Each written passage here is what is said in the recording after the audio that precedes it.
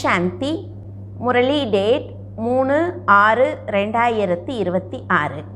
காலை முரளி பாப்தாதா மதுபன். இனிமையான குழந்தைகளே, தந்தையின் ஆசீர்வாதத்தை பெற வேண்டுமென்றால் நல்ல சர்வீசபிள் குழந்தைகளாகி அனைவருக்கும் சுகத்தை கொடுங்கள், யாருக்கும் துக்கத்தை கொடுக்காதீர்கள். கேள்வி: தர்மராஜரின் தண்டனையிலிருந்து தப்பிக்க எந்த ஈஸ்வரிய நியமங்களின் மீது கவனம் கொடுக்க வேண்டும்? பதில்: ஈசனிடம் கொடுத்த உறுதிமொழியை ஒருபோதும் அவமதிக்காதீர்கள், யாருக்கும் துக்கம் கொடுக்காதீர்கள். கோபப்பட்டால், தொல்லை கொடுத்தால், அதாவது அப்படி நடந்தால் ஈசனின் பெயருக்கு களங்கம் ஏற்படும். அவர்கள் அதிக தண்டனை பெற வேண்டி இருக்கும். எனவே அப்படி எந்த செயலையும் செய்யாதீர்கள்.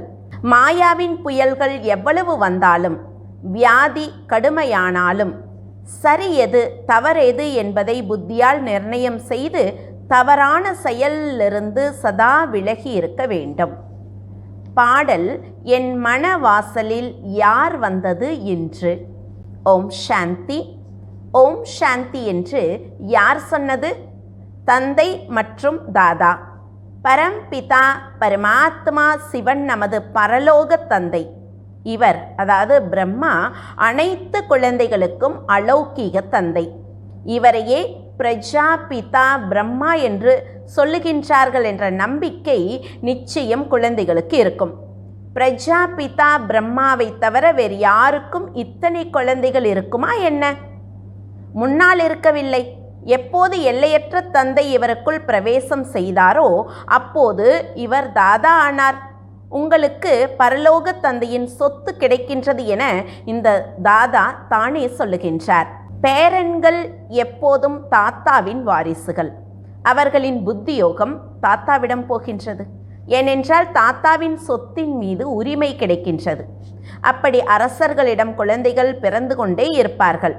இது பெரியவர்களின் சொத்து என்றே சொல்லுவார்கள். பெரியவர்களின் சொத்து மீது அவர்களுக்கு உரிமை இருக்கிறது. நாம் எல்லையற்ற தந்தையிடமிருந்து மிக பெரிய சொத்தாக சொர்க்கத்தின் அரச பாக்கியத்தை பெற்றுக்கொண்டு இருக்கின்றோம். நமக்கு அந்த தந்தை கற்பிக்கின்றார். இப்போது நீங்கள் முன்னால் அமர்ந்திருக்கின்றீர்கள். முன்னால் இருப்பதின் போதையும் நம்பர்வார் முயற்சிக்கு தக்கபடி இருக்கின்றது. ஒருவரின் உள்ளத்தில் அதிக அன்பிருக்கின்றது. நாம் மிக உயர்ந்த பகவானிடம் வந்து இந்த சாக்கார தாய் தந்தை மூலமாக வாரிசு ஆகின்றோம். எல்லையற்ற தந்தை மிகவும் இனிமையானவர்.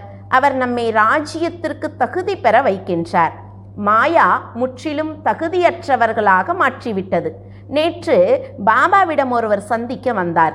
ஆனால் அவர் எதையும் புரிந்து கொள்ளவில்லை. இவர்கள் அனைவரும் பிரம்மா குமாரர்கள் என்பதை புரிய வைத்தார். நீங்களும் பிரம்மா மற்றும் சிவனின் குழந்தைகள் தானே என கேட்டபோது ஆமாம் நிச்சயம் என்று சொன்னார். இதை கேட்டு மட்டும் சொன்னார். ஆனால் உள்ளத்தில் உணரவில்லை. உண்மையில் நாம் அவருடைய குழந்தை என்று அம்பு தைக்கவில்லை. இவரும் அவருடைய குழந்தைதான். ஆஸ்தி பெற்று கொண்டிருக்கின்றார். அதே போல நம்மிடம் பல குழந்தைகள் இருக்கின்றார்கள். அவர்கள் புத்தியில் மிக குறைந்த அளவே அமர்கின்றது.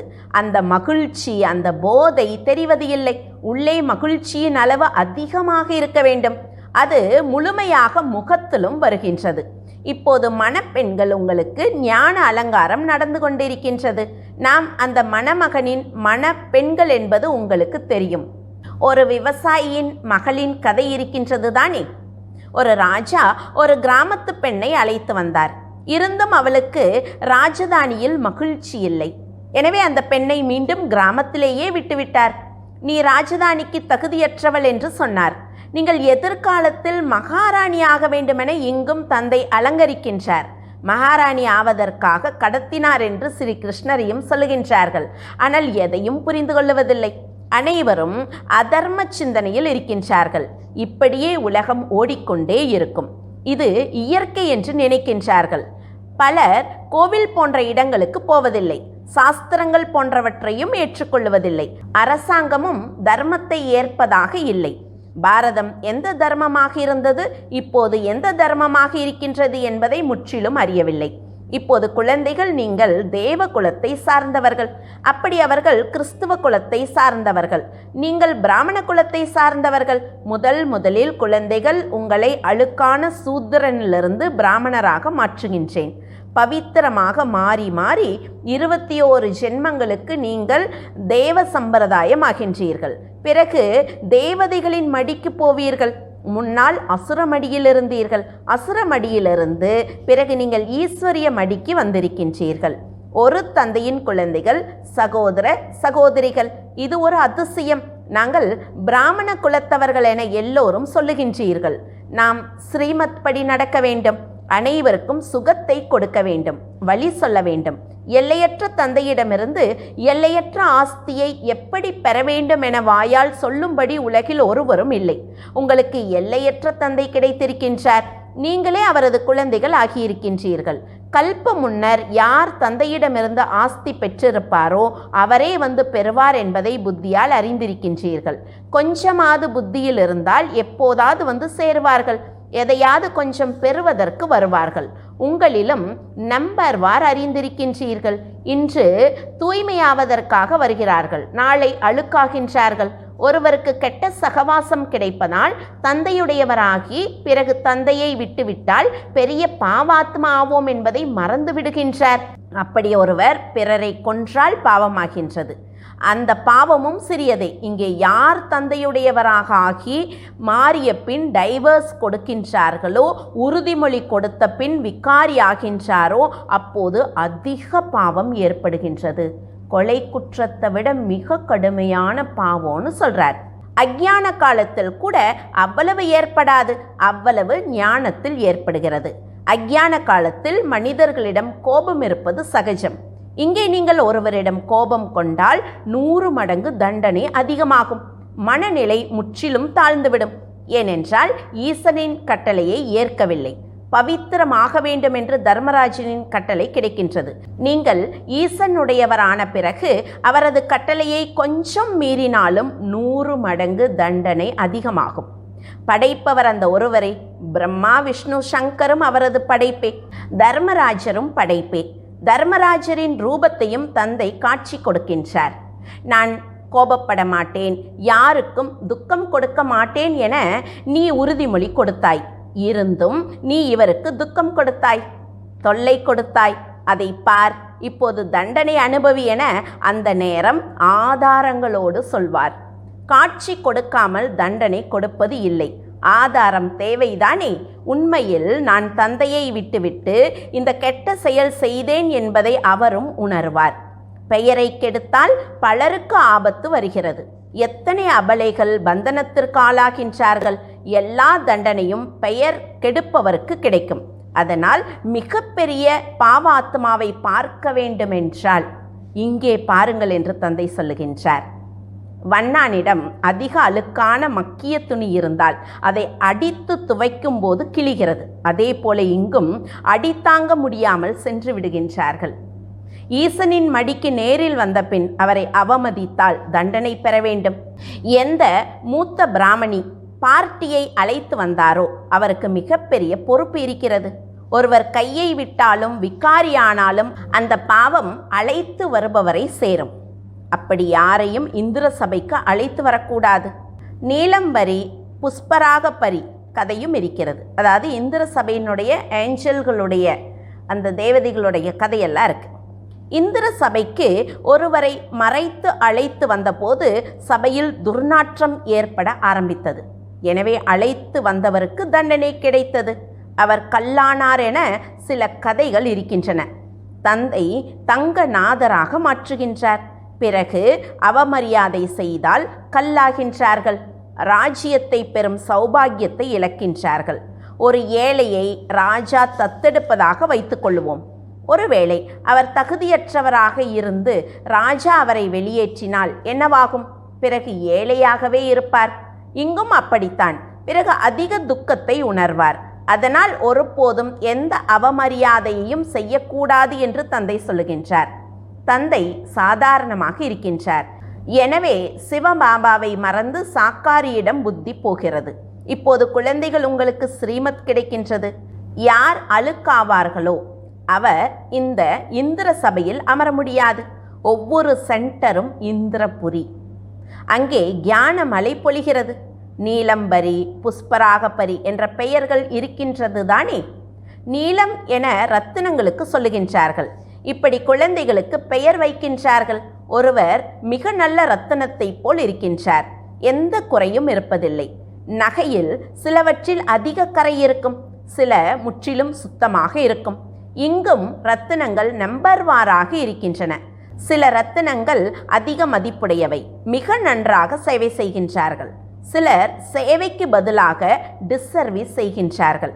ரோஜா மலருக்கும் எருக்கம் பூவிற்கும் எவ்வளவு வித்தியாசம் இருக்கின்றது. சிவன் மீது இரண்டையும் தூவுகின்றார்கள். நம்மில் யார் யார் மலர்கள் என்பது இப்போது உங்களுக்கு தெரியும். பாபா, எங்களுக்கு நல்ல நல்ல மலர்களை கொடுங்கள் என அவர்களையே எல்லோரும் கேட்கின்றார்கள். இப்போது நல்ல நல்ல மலர்களை எங்கிருந்து கொண்டு வருவது? கனகாம்பர மலர் பொதுவாக இருக்கிறது.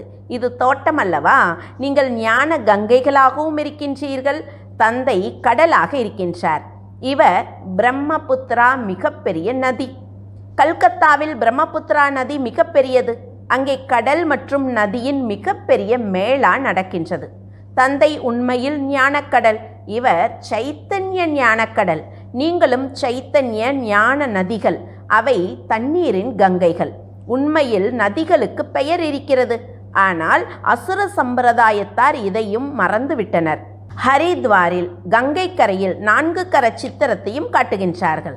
அவரையும் கங்கை என்று சொல்லுகின்றார்கள்.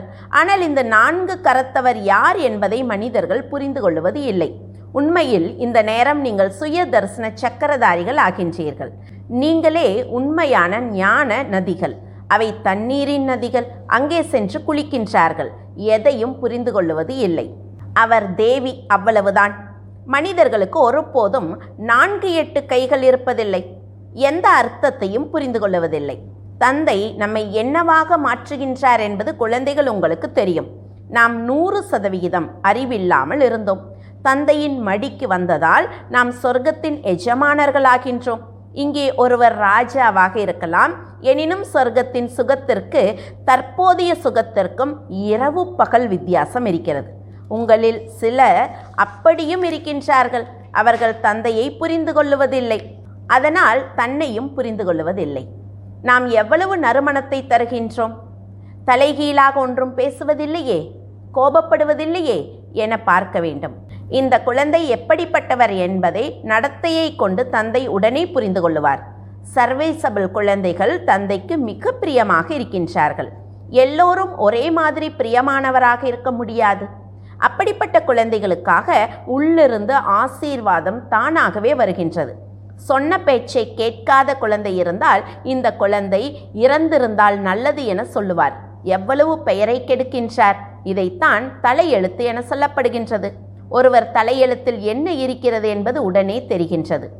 இவர் நல்ல குழந்தை, அவர் கெட்ட குழந்தை என்பதை தந்தை புரிய வைக்கின்றார்.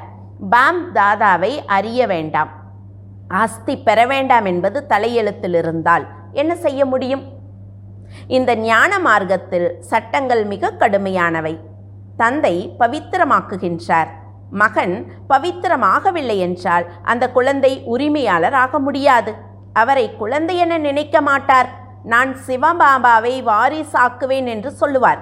அப்போது பாபா 21 பிறவிகளுக்கு நமக்கு திரும்ப கொடுப்பார். அதற்காக தந்தையிடம் வந்து அமர வேண்டும் என்பது இதன் அர்த்தம் அல்ல. இல்லற விவகாரத்தில் இருந்து கொண்டே அனைவரையும் பராமரிக்க வேண்டும். ஆனால் ட்ரஸ்டியாக இருக்க வேண்டும். அதற்காக உங்கள் குழந்தைகள் போன்றோரை தந்தை அமர்ந்து பராமரிப்பார் என்பது கிடையாது. இப்படிப்பட்ட சிந்தனை உடையவர் தடுமாறுவார். இங்கே பாபாவிடம் முற்றிலும் பவித்திரமானவர்களே இருக்க வேண்டும். அப்பவித்திரமானவர் யாரும் அமர முடியாது. இல்லை என்றால் கல்புத்தி ஆகிவிடும். தந்தை ஒன்றும் சாபம் கொடுக்கவில்லை. இது ஒரு சட்டம். பிறகு ஜாக்கிரதையாக இருக்க வேண்டும் என்று தந்தை சொல்லுகின்றார். கர்ம இந்திரியங்கள் மூலமாக ஏதாவது பாவம் செய்தால் இங்கே செத்தீர்கள். மிகப்பெரிய லட்சியம். தந்தைக்கு குழந்தையானால் வியாதிகள் அனைத்தும் பொங்கி வெளிவரும். பயப்படக்கூடாது. அதாவது விகாரத்தினோட வியாதிகள் பொங்கி வரும். பயப்படக்கூடாது. இன்ன மருந்தால் உங்கள் வியாதி வெளியே வரும். நீங்கள் பயப்படக்கூடாது என வைத்தியரும் சொல்லுகின்றார்கள். நீங்கள் தந்தையுடையவராக மாறினால் ராவணன் உங்களுக்கு அதிக தொல்லை கொடுப்பான் என்று தந்தையும் தானே சொல்லுகின்றார். அதிக புயல்களை கொண்டு வருவான். இப்போது உங்களுக்கு சரி எது தவறு எது என்ற புத்தி கிடைத்திருக்கின்றது. மற்ற யாரிடமும் சரி எது தவறு எது என்ற புத்தி இல்லை. அனைவருக்கும் விநாச காலத்தில் விபரீத புத்தி. அன்பான புத்தி உங்களிடமும் நம்பர்வார் முயற்சிக்கு தக்கபடி இருக்கின்றது. அன்பான புத்தியுடையவர்கள் தந்தையின் சேவையை மிக நன்றாக செய்வார்கள். நல்லது. இனிமையிலும் இனிமையான காணாமல் போய் கண்டெடுக்கப்பட்ட செல்ல குழந்தைகளுக்கு தாய் தந்தை பாப் தாதாவின் அன்பு நினைவுகள் மற்றும் காலை வணக்கம். ஆன்மீக குழந்தைகளுக்கு ஆன்மீக தந்தையின் நமஸ்காரம். ஆன்மீக தந்தைக்கு ஆன்மீக குழந்தைகளின் அன்பு நினைவுகளும் நமஸ்காரமும். தாரணைக்கான முக்கிய சாரம். முதல் பாயிண்ட், ஈசனின் குழந்தையான பிறகு அவரது கட்டளையை கொஞ்சமும் அவமதிக்க கூடாது.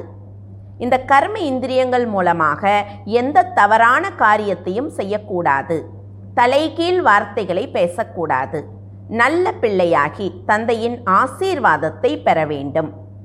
இரண்டாவது பாயிண்ட், ட்ரஸ்டியாகி உங்கள் இல்லற விவகாரத்தை பராமரிக்க வேண்டும். ஞான மார்க்கத்தின் சட்டம் எதுவோ அதன்படி முழுமையாக நடக்க வேண்டும். சரி எது தவறு எது என்பதை புரிந்து கொண்டு மாயாவிடம் கவனமாக இருக்க வேண்டும். வரதானம். தவித்து கொண்டிருக்கும் பிச்சைக்கார தாகமுள்ள ஆத்மாக்களின் தாகத்தை தணிக்கும் அனைத்து பொக்கிஷங்களும் நிறைந்தவர் ஆகுக. அலைகளில் தத்தளிக்கும் அல்லது மூழ்கிக் கொண்டிருக்கும் ஆத்மா ஒரு துரும்பின் ஆதாரத்தை எப்படி தேடுமோ அப்படி துக்கத்தின் ஒரு அலையை வரவிடுங்கள். பிறகு சுகம் சாந்தியின் அநேக பிச்சைக்கார ஆத்மாக்கள் தவிப்போடு உங்கள் முன்னால் வருவதை பார்ப்பீர்கள். அப்படிப்பட்ட தாகத்தில் இருக்கும் ஆத்மாக்களின் தாகத்தை தணிப்பதற்கு தன்னை அதீந்திரிய சுகத்தாலும் அனைத்து சக்திகளாலும் அனைத்து பொக்கிஷங்களாலும் நிறைக்க வேண்டும். அனைத்து பொக்கிஷங்களையும் அவ்வளவு சேமிக்க வேண்டும். அதனால் உங்கள் ஸ்திதியும் உறுதியாக இருக்க வேண்டும். மேலும் மற்ற ஆத்மாக்களையும் நிறைக்க முடிய வேண்டும். ஸ்லோகன். நன்மை செய்யும் உணர்வோடு அறிவுரை சொன்னால் அது உள்ளத்தை தொடும். ஓம் சாந்தி.